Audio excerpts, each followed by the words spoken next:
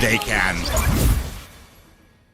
All right, let's get into it. Welcome to the Land of Dawn. Till the enemy reaches the battlefield. All right. This is going to be game 2, and this is going to decide the last member of our top 8 in the North American Challenger Tournament. Will Lunastra lose this final match, or will Team will Team Sexi prevail, or will they live to fight into another match? NACT taking a lot of damage here, is going to have to flicker away, and a very early use of that flicker for the side of Lunastra there. A lot of fights going on early on. Only 40 seconds in. And yeah, both of these teams trying to put on a lot of aggression. Remover in a little bit of trouble. Well, it does get caught, but I mean, when you're that close, there's not much you can do as a Sicilian except for wave at the enemy mage. And we do see the Litho Wanderer going over to Karina. Yeah, we do see Warrior does get onto that stun onto the rest of Lunastra there, as Gold is putting on some damage there. And that's kind of the problem in the early game of Popol and Koopa. He really lacks that damage. He has the CC. He has the vision to stop him from getting ganked. Oh, we do see Warrior coming in, is able to kind of zone out Savior there.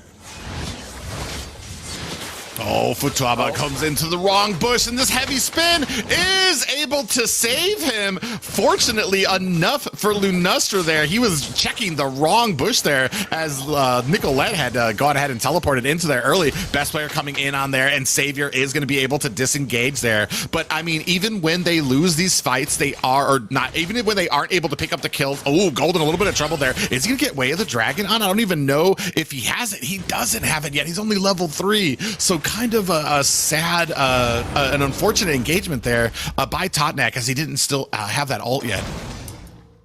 And he sort of really takes himself away from this now turtle fight by doing that engage. So we'll see how he affects it here.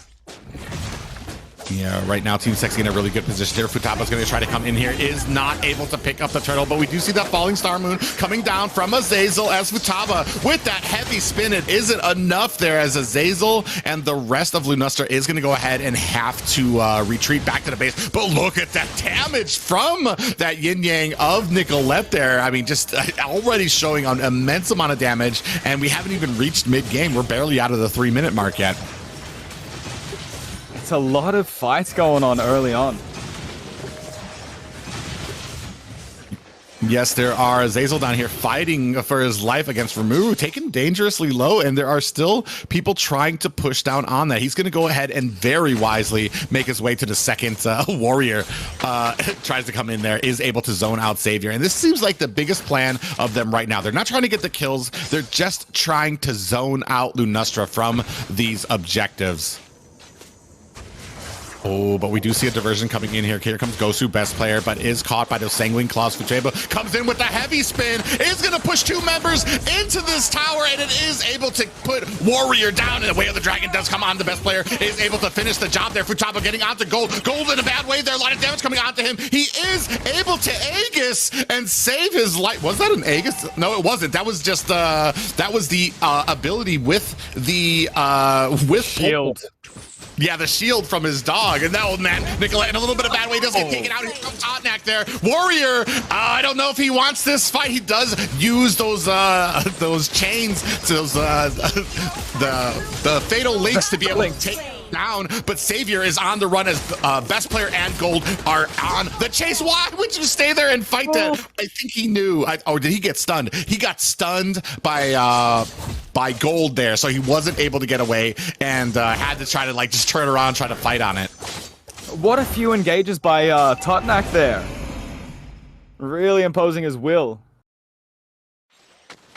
Yes, he is. We do see a good position for Team Sexi here going on to this Lord. It is a 4v3, a closer game than it was a little bit earlier here. NACT is going to get zoned out a little bit, but a great positioning for this turtle by Team Sexi. And if Lunastra wants to contest this, they're going to have to put themselves in the harm's way in this little choke point for the turtle. And that is how you want to execute the turtle. And we do see NACT taking a lot of damage from this Lao Yi and is going to have to disengage. Is he going to be able to get away? We do see that heavy spin coming out for Futaba and a little bit of trouble. Is going to be able to get away. Azazel now taking on a heap of damage. But man, amazingly enough, Lunastra able to get away without taking a single death. Lunastra really just, you know, outplaying Team Sexy, I think, at this point. Just when it comes to the rotating and team play. Oh, we do see a little bit of a Nicolette getting taken down with the Way of the Dragon. Savior is able to take down Nicolette there with that damage on there, but it does, Team Sexy does kind of succeed in getting that first tower there. So maybe kind of calculating that. Azazel, oh my god, look how much damage went onto Azazel there. We're seeing a lot of, you know, macro plays from Team Sexy. You know, you may kill us a lot, but we are going to take your towers. Like we see there. And that's what's been happening is they'll catch a kill, even if it means that they lose the mage there. And we do see this replay coming up here as Futaba does come in with that heavy spin, does dump the Team Sexy into the back lane there and pick up a few kills, which really evened it out. But you do see, look at how well Team Sexy was able to come back after that. Gold does go down here, and they right now it's tied. You wouldn't know that they were having such a great game so far. 2K starting to eke out ahead for the side of Team Sexy. And we are equal on the kills now, so kills aren't everything, you know. Yes, indeed, they aren't. You do have to kind of go ahead and transition those kills into objectives here. And that seems to be exactly what Team Sexy is doing here. Even if they get the kills, or even if they don't get the kills that they want, they're zoning out the rest of Lunastra from these towers to make sure that they can put damage onto this tower. Oh man, Totnet goes into the wrong bush and does get taken down by Best Player. And look at Best Player is going to go ahead and have to disengage here, but does get taken down by Azazel. We do see that Fatal Links coming in there. Down goes Sicilian and Futaba, and right now that is a 3-for-1 trade in favor of Team Sexy.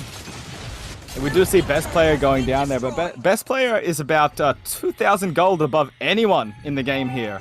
So they're really, you know, pushing that the farm that they can get out of this Karina and the snowball effect that she offers. Yeah, we do see that they all tried to dive in onto Karina. That Fatal Links does put them into a bad position there. So even though they did lose Karina, they were able to go ahead and get that tower, and now in a great position to go ahead and start on this turtle, which they pick up very quickly. And that's one thing you really don't want to do when there's a Lao Yi and an Atlas on the other team. You don't want to bunch up and try to kill one hero, because then there's just a counter engage from, you know, the Lao Yi and the Atlas, in turn taking you all out. That's a great point, especially when you force this engagement. And that's what this little path inside the jungle is exactly what Best Player wanted to do, is to lure them into that little choke point so that Warrior on that Atlas and that Lao Yi could be able to take them down. But we do see a little bit of an engagement here. Warrior checking the wrong bush here, does bite off more than he could chew, as Lunastra able to pick it up quite quickly. Falling Star Moon down at the mid though, and down goes Azazel off camera, but up here, and we do see that Best Player and Nicolette are going to kind of close in the distance. Oh, this is not the fight that Best Player wants. Take it down very quickly, but we do see these Yin Yangs coming in from Nicolette. A lot of damage now. Totnak in a little bit of trouble here, is trying to get away there. A little bit of camera issues there, but we do still see this fight going on as we are continuing here. Chopoppy is going to be able to disengage from this fight, and it is an 8-10 lead for Team Sexy with about a 3K gold lead. And you're seeing the pickoffs, you know, that Karina is able to do, and the angles that she's Best Player is taking. You know, they don't really have an answer. Like, I thought the answer was going to be Cho, but Cho's really just been burning his ultis on to Warrior. And we did see previously, before that fight, they burnt about 3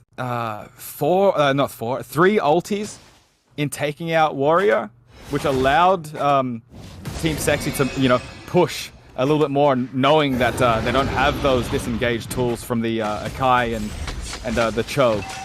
Oh no, we do see Totnak in a little bit of trouble here. Does get taken down pretty quickly as that heavy spin is activated there. Zazel gets taken down by Best Player, and right now, Best Player is a menace. Look how much damage he's able to do, and they are going to go ahead and zone out the rest of Lunastra as they go ahead, putting on the damage to this Lord, and that is a easy pickup for Team Sexy, and Lunastra in a little bit of a bad position here. Since they don't have, or do they? They have one tower so far. And right now it is all Team Sexy so far. Team Sexy is really just, you know, they're on top of their macro plays here.